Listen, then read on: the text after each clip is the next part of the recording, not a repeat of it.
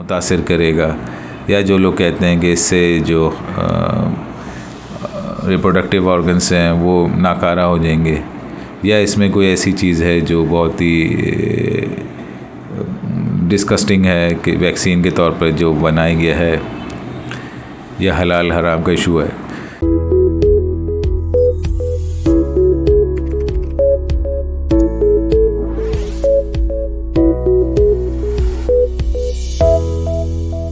अस्सलाम वालेकुम, welcome to channel doctor Mohammad Faheem pure health. आज का टॉपिक मेरा बड़ा इम्पोर्टेंट टॉपिक है। Once again, polio virus vaccine. Polio virus आपको सबको पता है कि एक ऐसा वायरस है जिससे हाथ और पाँव के पट्टे मफलूज हो जाते हैं और ये एक लाइलाज मर्ज़ है। अक्सर कंट्रीज़ में ये पहले पाया जाता था, अब जबकि ये ख़त्म पर है और चंद दी कंट्रीज़ हैं जिसमें पाकिस्तान, अफ़गानिस्तान भी शामिल हैं, जहाँ इसके केसेस पाए जाते हैं एक साल में 1, 2, 3, 4 कुछ इस तरह करके।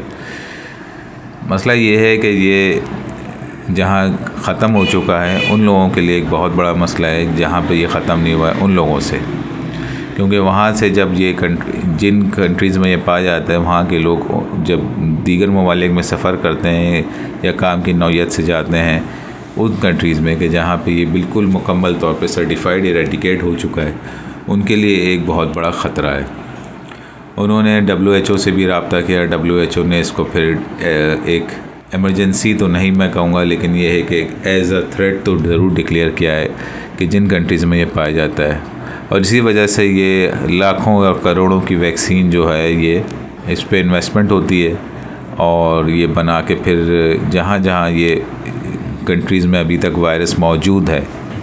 देखें, बात सारी ये है कि गौर कीजिएगा कि ये वायरस जहाँ जहाँ मौजूद है, यानी मैं उन कंट्रीज़ की बात नहीं कर रहा जिन पे ये बिल्कुल ख़त्म हो चुका है, अब वहाँ पे ये चीज़ नापैद है।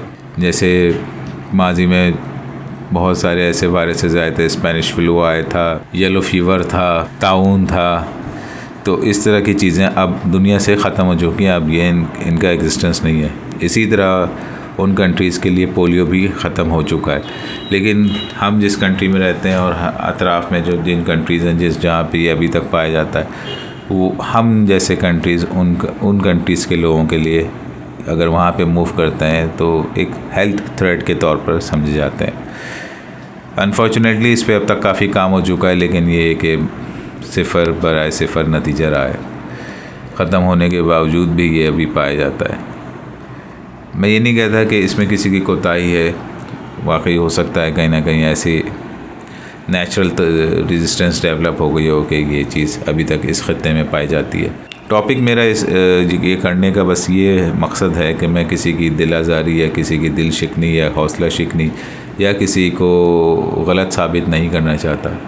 मैं सिर्फ ये बताना चाहता हूँ कि ये वैक्सीन जो है, अक्सर लोग मुझसे सवाल करते हैं एज ए फ़िज़िशियन कि ये वैक्सीन लगवाएं नहीं लगवाएं, और इसके बारे में बहुत सारे अभाम हैं, बहुत सारे लोगों के तहफ़्फ़ुज़ात हैं। गो के इन अभाम में, इन तहफ़्फ़ुज़ात के अभी तक कोई सर्टिफाइड या एक्सपीरियंस कोई मैनिफेस्टेशन या ऑब्ज़र्वेशन नहीं आई है, लेकिन अब चूँकि एक चीज़ चल पड़ी है तो उसकी वजाहत कर देना ज़रूरी है। जो लोग कहते हैं कि ये इंसानी फ़र्टिलिटी को मुतासिर करेगा, या जो लोग कहते हैं कि इससे जो रिप्रोडक्टिव ऑर्गन्स हैं वो नाकारा हो जाएंगे, या इसमें कोई ऐसी चीज़ है जो बहुत ही डिस्कस्टिंग है कि वैक्सीन के तौर पर जो बनाया गया है, यह हलाल हराम का इशू है। तो इसके बारे में ये बताना चाहता हूँ कि देखें, अगर वेस्ट ने ये चीज़ बनाई है और इस पे आप लोगों के तहफ़्फ़ुज़ात हैं, ठीक है, इसको गो अहेड टेस्ट करवाएं, वेरीफाई करवाएं, इस बात को ज़रूर मालूम करें।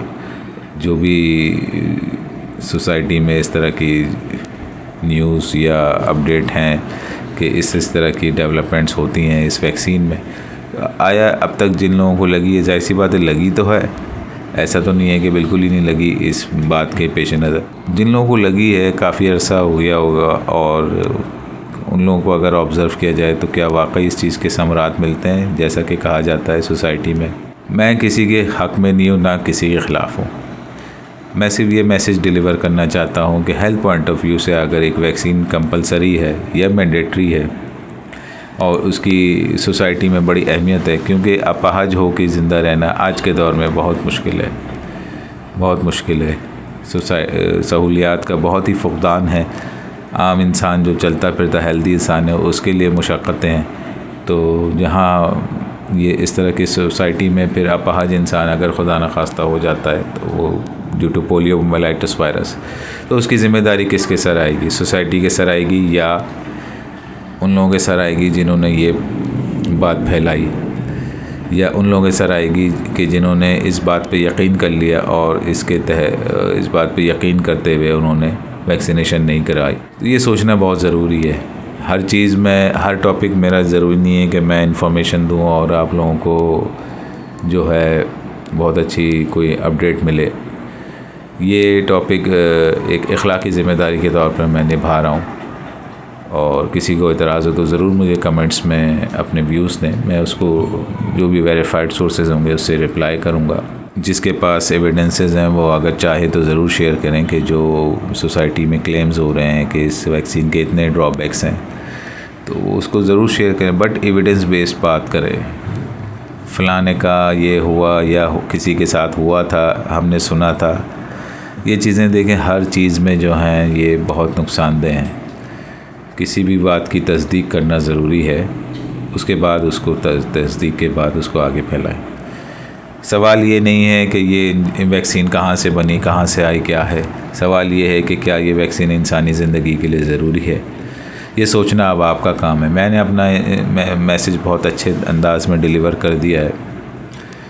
अगर किसी को दिल आज़ारी हुई तो मैं पेश की माज़रत करता हूँ, लेकिन मेरा मकसद सिर्फ सेहत की हवाले से जानकारी देना था और सेहत के उसूलों के मुताबिक आपको इन्फॉर्मेशन देनी थी। उम्मीद है ये टॉपिक आप लोगों को किसी एक सोचने के लिए कुछ टॉपिक एक मौका देगा, और आप मुझसे कुछ शेयर करें ताकि मैं भी, अगर मैं कोई लैकिंग हूँ, मेरे पास कोई अगर ऐसी इन्फॉर्मेशन है जो अभी तक मेरे पास नहीं आई है, तो मैं भी उसको गो थ्रू कर सकूं। वंस अगेन बहुत शुक्रिया। Take care. अल्लाह हाफ़िज़।